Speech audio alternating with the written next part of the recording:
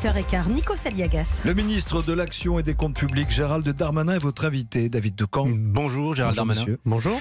Le président de la République hier s'est dit favorable à faire de la baisse de la fiscalité une priorité de l'après-grand débat. Alors pouvez-vous, par exemple, ce matin, prendre un engagement, celui que plus aucun impôt, plus aucune taxe n'augmente d'ici la fin de ce quinquennat?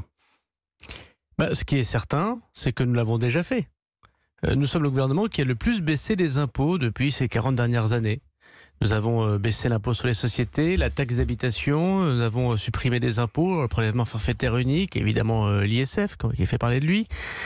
Et nous sommes dans une baisse de fiscalité qui est supérieure aux promesses du président de la République. Alors, ce qui est certain... Mais Gérald Darmanin, ce n'était pas ma question. Non, mais Est-ce que pour l'avenir, on peut... Je vais y répondre. Allez-y. Ce qui est certain, c'est que si nous souhaitons encore plus baisser les impôts, et moi je partage évidemment l'opinion du président de la République et finalement celle des Français, parce que nous sommes le pays où il y a le plus d'impôts en Europe, mais il faut baisser les dépenses aussi.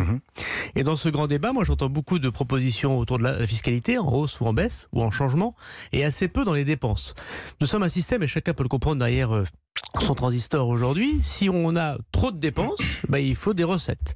Et donc maintenant, il va falloir qu'on rentre dans un débat où il faut savoir quelles dépenses on baisse pour pouvoir baisser les impôts. On va prendre le temps d'en parler. Allez-y. Je prends l'engagement, en tout cas, si nous arrivons à baisser les dépenses, nous arrivons pour l'instant à les contenir, et nous arriverons à baisser les impôts. Et effectivement, nous baisserons tous les impôts que souhaite le président de la République et la majorité parlementaire.